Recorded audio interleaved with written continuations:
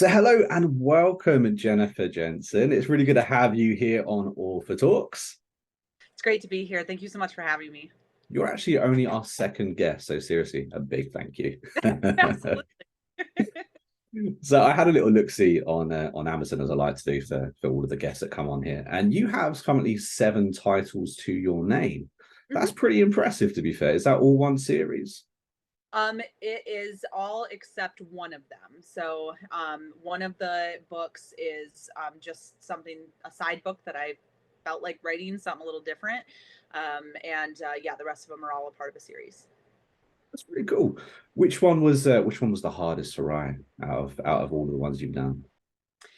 Probably the first one. So the Vice, the first of my series, only because I didn't know anything about writing or writing structure or anything Yeah. like that. So there was so many rewrites. I literally couldn't count if I tried how many rewrites it went through, and just just the amount of things that you have to learn while writing, and it definitely didn't all happen just with that first book, but that was the hardest one because of how much learning there was. You know what? I totally get that. Like Seven, my first novel, like the the rewrites just it Mhm. never seemed to end. I mean, for anyone, watching, take them through how different, for instance, your first draft was up until the finished product. It was scary different, I guess. Like we I actually just read like a quote yesterday from another writer, and it was just about the fact that when you're writing the first one, you're writing to tell yourself the story. Yeah. And through the rewrites, you're writing to tell other people, the story. And that's really what that first draft is it's, you're just word vomiting onto the computer and getting it all out there. And so by the time that you get to the finished product, it's just night and day. There's so much learning that you do about your characters in that. I think that's how we get to know them as well as we do, is because it's not just through the sake of writing them or the Mhm. prep work that comes with setting up. It's the rewrite after rewrite after rewrite. And so like we know things about them that didn't even make it into the final book. So Yeah. things that people never know about them, but that fully happened. They were full scenes. It impacted the story, but it didn't impact it enough to stay in there. And so those are like little nuggets of wisdom we have about our own characters. And so it's just night and day difference. That's really cool. And are you one of those authors that end up writing like an information sheet about all your characters, or do you just, as you just said, just kind of let it develop as you write? Yeah, I've always just let it develop. It's hard to say, I guess, like what my plan is for the future with that, because Mm. now that I've learned as much as I have, I see so much value in keeping track of everything, knowing your characters ahead of time. But there's also such a beauty in writing of not having anything planned out and literally just writing from your head and not thinking about it ahead of time. And I loved doing that with my series because I didn't overthink anything. There was no finished end product. I had no idea where my story and that I didn't even know was going to turn into a series. So being able to do that and not have like this guide sheet or know how my characters were going to turn out, it was that I loved that part of the writing. So would you say you're more of a pantser, or maybe a little bit of both now? Yeah, I Yeah. was definitely a pantser before, and then I don't even want to say that I've become a plotter. I have started to plot some of the books that I've been working on, but unfortunately, I feel like that stunts my creativity a little bit because Okay. I'm also somebody in life that has like a plan for everything, and I'm always constantly thinking about the next step. So the problem with that is I then have to go in order. And so like if I'm having, you know, I'm struggling to write this section of the book, most of the time, like before, I'd just be able to kind of like gloss over it and be like, yeah, it's gonna get fixed later, like whatever. And now I'm like, no, I have to, like, I want to get it perfect this time and then continue. And that's such a dangerous headspace for writers to get into because like they say, you can't, edit a blank screen. And it's Yeah, like, of that's course, of course. right, get it out there, do it. And plotting just really puts me in that headspace, unfortunately. Okay, fair enough. I get that. So, out of the seven that you've written, what's your favorite? What one did you enjoy writing the most, and why, of course? I would say probably, this is really difficult. I don't know how common it is, but I reread my own books all the time because I miss my characters. It's Yeah, funny I get that, that. yeah, they say like with the psyche and stuff, your brain doesn't know the difference between, like knowing these people in real life and like the fact that you just made them up in your head. Mhm. So these were, real people that were really a part of my life for a couple years as I wrote and rewrote all of their books. And so they're real people to me. And so I revisit them a lot and reread the books. I would say probably number six, The Vial. That's the Um, last of your series, right? Yes, that's the last of my series. I do have a little novella that goes with it as well. That's kind of outside of the whole frame of that, different characters and that kind of thing. But yeah, so like number six was the last of the main part of the series, and I love that so much just because there's so many things that I hadn't planned on wrapping up. I guess like Okay. I had wrapped up the stories and I had kind of been finished. And there were so many things that I didn't realize could really have, just a total end game to them. So when the idea popped in my head for that final book, it was like you get to just see so much more of the characters, and it's all the characters Mhm. in the last book versus all the other books only have certain ones. So getting Okay. to all of my characters together, all of them getting to interact together. That That must was, have been so hard to get six, what, five other books worth of characters all in that one book. yes, and I think that it worked. I mean, obviously, in my opinion, really well to be able to do that and get them just have it work to where it was just great to have them all together. And so you've done like six books. That's a massive series. How exactly do you go about making a six-book series? Did you have a rough idea where it was going? Did you kind of just stumble upon six books? No. I stumbled upon each book every single time I did it. That's cool. The Yeah, the first book was I was driving home. I hadn't written in probably 10 years, and I was driving home from work out of town, coming back from Chicago. And the whole ride home, I just kind of had this. Um, just like this voice in my head and just telling, I don't know, just like kind of given kind of like a little speech type thing or this inner dialogue. And so I pulled over on the way home and I wrote it all down just to kind of get it out of my head. And then when I got home, I, kissed my family, said hi. I have to go, work on this really quick. And spent the next 2 weeks, like every available minute, pouring into this, into the first book. And like we already talked about, it didn't stay the way that it was originally Yeah. written. But I had like even the original ending to that is completely different. And then it moved into, I was like, oh, I can make a second book out of this. This is where, she's going to kind of go because it Yeah. makes sense. And again, same thing, had no plan. And then each one, it was absolutely no plan. I'm done. I told my sister, who reads all of my books for me, every time I was like, all right, this is it. We're done. No more. And she's like, yeah, okay. Like, give it a week. Yeah. So, That's really cute. So you got your sister to read all your books. oh, yeah, she has read every single version of every single book Wow. that I Big shout out to your sister. That must have been massively helpful. absolutely. She is she's a writer herself, except she does screenwriting. Okay. And and so we like we talk about characters all the time. She lives with me, and she helps with my children and stuff like that, so we're really close. We like the same, TV shows, the same books, the same, Mhm. we consume the same media. So we have a really good time talking about my characters, and like, oh, like, oh my god, I could totally see, him doing this, or Yeah, yeah, oh, yeah. that's a total Harper thing to do, and it's very funny to Oh, that have must have that. been so much help, especially with plotting your endings and stuff like that. I mean, personally, I remember for one of my endings, I had an ending I wanted so bad. I just didn't have the heart to like kill off a character. Yep, yep. Those are so tough. Yeah, and having Yeah, somebody to just bounce that stuff off of, because if I'm talking about it, it'll help, it like really engages, that creativity for me.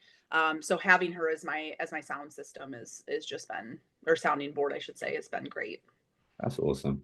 So you are a mostly it's contemporary romance, you write, correct? Yeah, I think that that's kind Slash thriller, is that am I right? You said that? I did write a thriller. It's not published because I'm currently shopping that out to agents. Um, Okay. yeah, I just wanted to kind of see what like going the traditional route would be like. Hmm. So I've joined some groups and learned how to like write the query letter, and different things about agents, and I've gone to meet some agents in person and things like that. So I just like kind of learning every aspect of the industry, There on is a all. lot to learn, isn't there? Yes, A lot yes. to learn. So yeah, so I have written it. I just haven't. It's not out there for the world or anything yet. Okay.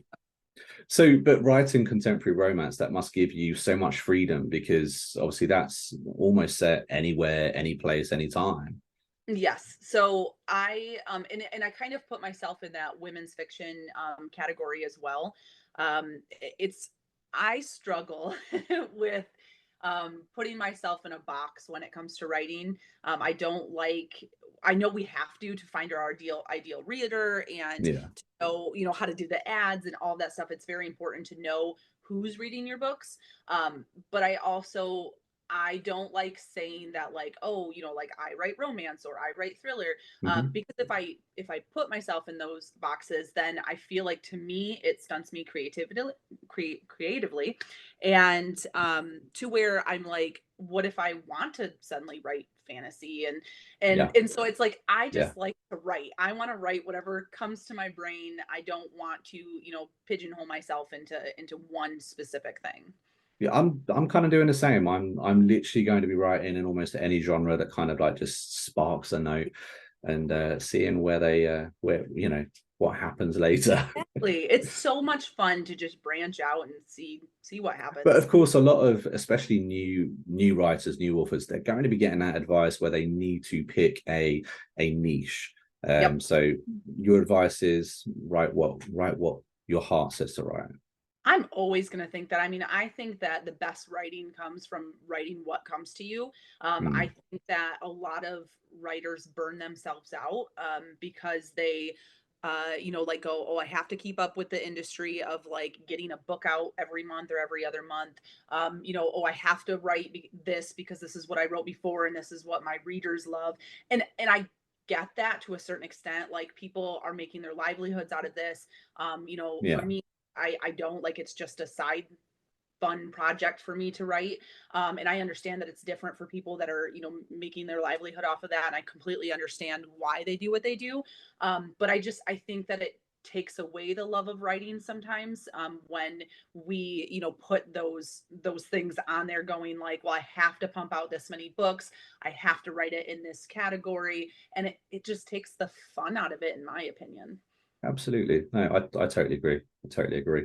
So you originally self-published your first novel and of course the rest of the series. Why Yes. did you choose to go into self-publishing with that over traditional publishing? And for anyone watching, what exactly is the difference between both of those things? Yes. So I actually, it kind of goes with that, not wanting to fit into a box thing.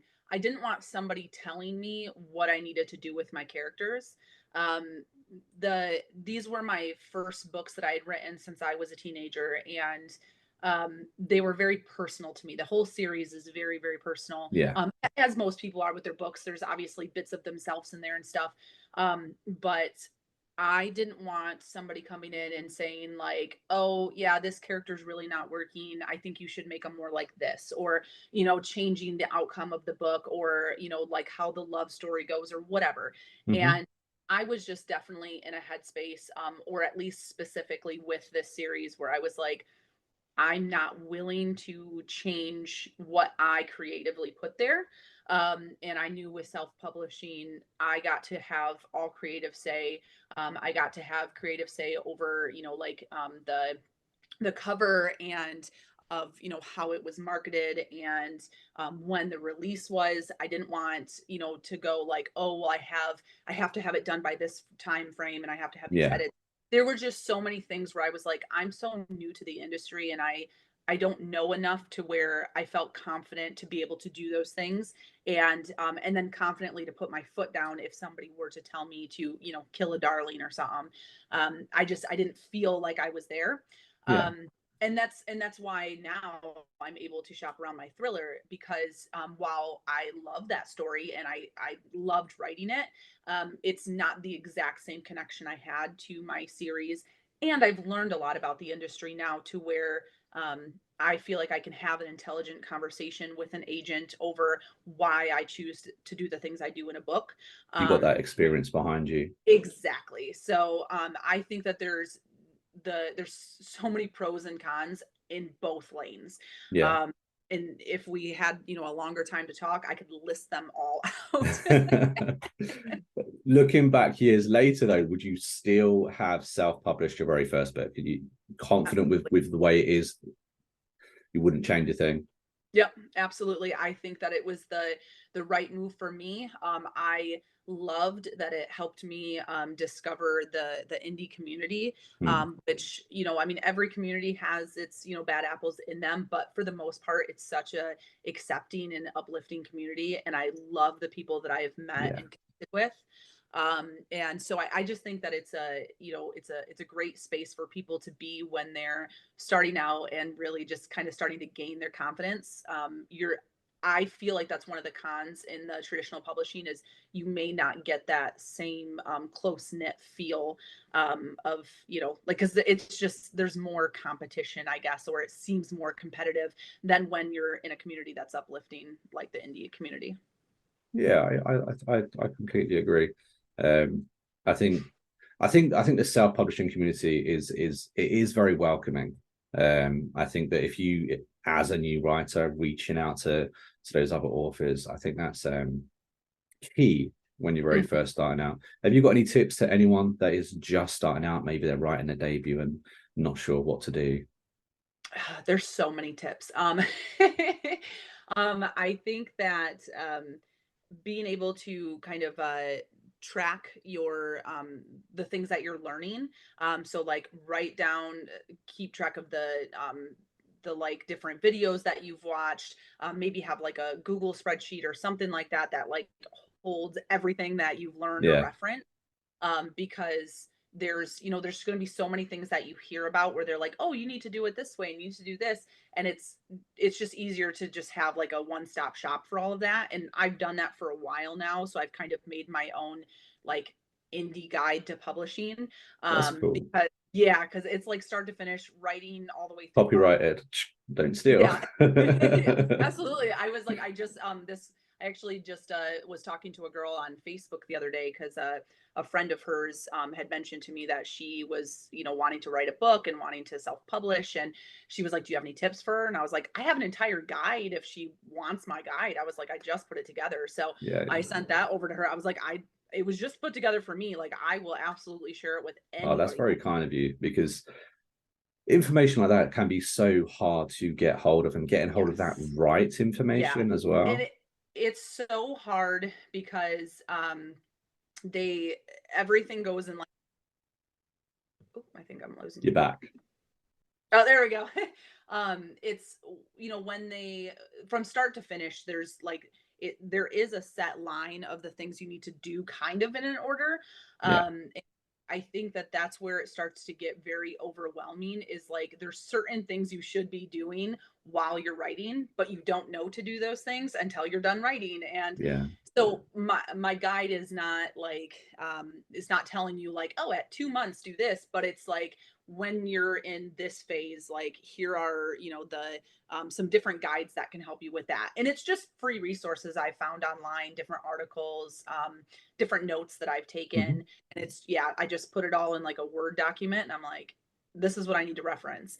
Um, my second thing that I would say, this might be just a me thing. I don't know if other people struggle like this, but formatting was the bane of my existence and still is the It's a bane of my pain, isn't it? it It's is it can be, you horrible. think everything's right, everything's fine. Oh my God, it's so bad. So, if if there's something that you're going to be able to pay for, if are privileged to have the funds to be able to do something like that, either get something that you're able to have it formatted for you, or pay somebody to format it. Again, I don't know if other people struggle the way that I Yeah. still do, but oh my gosh, formatting. I think that's another big thing as well. Don't be afraid to seek out the services that you're just not quite sure on yourself, because if there's that one thing that's just holding you down, it's not worth, saying, "Oh, I can do it." Because being a self-published author, there's so many hats you have to wear, and it can be Yes. hard to learn it all, especially your first time. Yep. Yep. And I've tried the formatting hat. It's I doesn't matter how much I learn, I can't seem to Yeah, quite be able to put that hat on. that's funny. So you recently told me that you are getting into screenwriting. Yes. That is a huge step. How did you get into that, and what exactly are you writing at the moment? So my actually like my original love for writing started with screenwriting. Hmm. I have always had a love of television, which is funny because every time that I've talked to other authors, they're always like, "Oh, we're always reading, and we're everybody Yeah, wants to yeah. talk about books." And I love books. I think they're great, but I read a lot of nonfiction, and so memoirs, self help, all that kind of stuff. I love Hmm. that stuff, and I love reading it. But when I'm gonna watch or like read or want to know about fiction, I love watching it. And I'm the um, same. I yeah, am the same. I love that. And I love when I find people that are like TV buffs and movie Yeah, buffs. yeah. I feel like I've seen everything, so I love talking about it. And that sucks because like in the writing community, you usually just have a lot of people that are like, "Did you read this book?" And I'm like, "No, Yep, yep, yep. I watched the movie though," and they never want to hear that. They don't want to hear That's that. so taboo. That's I I didn't know read the it's book, but I terrible. I'm watched like, the oh my movie. God. And so I ever since I was little, love TV. That's absolutely my, escape. And so the problem was is when I got into writing, I was like, well, there's always the self-publishing option, but it's very hard to like make a movie or like make a TV show and Yeah, things like that. So my hope was when I started writing books was that I would be then able to turn my books into screenplays to be able to make a television show. So that's actually what I'm doing. I'm learning screenwriting specifically to turn my book series into a TV series. that would be So very cool. that's my like end goal. Like if I could have like one main wish of where my life goes with that, it's I will die happy if I can get my book series made into a television series. I've made the show Bible, and I've written the pilot script. Hmm. I have everything already planned out for all the seasons.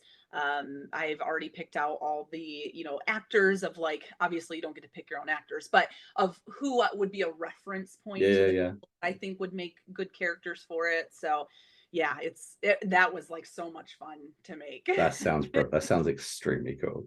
But getting into screenwriting, you must be amazing at dialogue, and so many writers struggle at dialogue. So you've got to have some tips. You know, how do we improve our dialogue? Yes. So I definitely don't want to toot my own horn, but at the same time, like that is I guess the compliment that I get the most with my writing is that the dialogue is so realistic. The two things that I would say that people need to do, one, and this may sound bad, but eavesdrop. Like eavesdrop all the time wherever you are. Like I think that because I come from, like, I used to manage a retail store, Hmm. and you have to be listening to everything. You have to know what's going on at all times. And as a manager, so you can jump in, handle the situation. I never turned that off. So I am constantly just very aware of my surroundings. I know, like, I'll be at a restaurant, I'll be talking with my husband, there'll be a lull in the conversation, and I'm hearing the people next to us talk about something, and Yeah. I'll like talk to him about it. And he was like, "What are you talking about?" And I'm like, "Oh, well, I mean, they just said this." And I was like, that makes sense actually. And, and I'll go into this full on conversation. Yeah. It was like, why do you do that? Yeah. So it's so good because you're hearing natural conversations happening. It's so funny to when you're writing like a something happening with a character and they're talking about something, people will go, that would never happen. People wouldn't say that. That actually, I heard that last Tuesday when I was at a Hmm. Subway. Like, if people heard my conversations, they wouldn't believe that that actually happens in a book. So Um, and then my second thing is to read your dialogue out loud. So Okay. when it's great to have, like, if you're going to listen to it over word and have word read it to you, or just to read it out loud yourself, because you're going to know whether people actually talk like And if that. it And sounds natural. exactly, we don't speak grammatically correct. We just don't. Yeah, yeah. And then it's going to depend on your characters too, right? Because you're going to get people that do try to speak grammatically correct, and you can hear that in their Yeah. tone. And my favorite thing with it, and this is kind of like, I guess, a third piece of advice, is people take pauses. They breathe. They even people like me that are long-winded and talk a lot, we pause. When nothing takes me out of a book faster than somebody that is talking like I am, where it's this whole long thing, they're talking for a long period of time, and it's just one huge paragraph of somebody Yeah. talking. And I'm like, that doesn't happen. There are breaks. There are, they're swallowing spit. They're, picking something up off the table. They're doing something. Hmm. You have to break it up because nobody is just talking like that and having no breaks. It just doesn't happen. I like that. That's a good one. And I think something that's really easy to miss as well, especially as you, the author, you're just trying to get it down. Yeah. So I get Yeah. that. I like Read that. it out loud and find out where you're breathing at. So you literally just mentioned about your series and about, casting everyone. So who did you cast in your roles? And yeah, tell us about Yeah. So, for my two characters, so I was that. only casting the like first season because you just have to like cast the pilot, Mhm. and so I And had just to make sure we've mentioned it, what is your series called? Because I can't remember if we mentioned that oh right at the yeah, beginning. it's the versions of me, so versions of me, and the reason that I call it that is then if you look at each title, there's the vice, the victim, the villain, and the vile, Okay. and then that's just for like the main Harper, that's like her main series, and then two of the spin-off books that are also a part of that series. That's the Dazed, and then like I just have different books so that when you go and look at them, those all have kind of like double meaning to them. So like the Vice is referencing both like the fact that like she has a drinking problem, and then also so like her, alcohol is her vice, Mhm. but then while you're, reading the book, there's another meaning behind that as well. And so each one kind of has that with the title. So that's like the versions of them. That's how people see them, or that is, something that's referenced in the book as that version of them. But yeah, so as far as the characters go, so Caleb is one of the main characters in my book, and he has his own book. And so I really liked Alan Richardson. I'm probably saying that wrong. Richardson. He is the one that's in the Reaper series, Jack Reaper or something like that series right now. Okay. Yeah, and I haven't watched him in a lot of things. I saw him in a in a New Girl episode, Oh, and really? it's just so random. And then he was in there was like a DC series that I had watched, and he was in that for the season that I had watched it. Um, and there was just something about like his build and the way that he talked, and just something about him that I was like, oh, that's Caleb. Like I could just Yeah. picture him fully as him. Um, and then Harper has been the hardest to narrow down, because I was very much like when I read and when I write, I self insert. Hmm. So I do not picture a person. I am like, there I'm always, it's not like it's necessarily me, which I know is self insert, but it's like I'm standing right behind them, so it's like Okay. I can Yeah, see yeah. the hair, but I don't ever see their face. So like to me, she had brown hair, but that was pretty much it. And I don't really mention characteristics when it comes to the looks of people. I did that on purpose because I wanted people to be able to self-insert and to be able to picture who they want to picture. Okay, that's I'm a cool. very Yeah, I'm a very visual person. So when I was reading this one book and I loved the book, but she gave the main character, like, or not the main character, the main love interest, like long black hair. And my stepfather had long hair. And I was like, well, I can't be attracted to a guy that now in my head reminds me of my stepdad. Like, That's and so hilarious. it was, that's that But it every makes sense how you would then, remove right. yourself from that. And I was like, so every time like they would mention his hair, I'm like, oh, now I'm picturing my dad. Like this is weird. And so it's things like that where I want to be very careful to allow people to picture who they want, to have whatever representation they want, in there. I want them to be able to do that. And Yeah. um, so that made it very difficult then when I was like trying to figure out my main character, because I'm a white woman and I write from a white woman's perspective, but I also don't want to limit who could play my main character on screen, Hmm. because I think that representation is important. And I wouldn't want my whole series to be like, oh well, it's an entire white cast because she's a white woman, and and so she writes from a white person's perspective.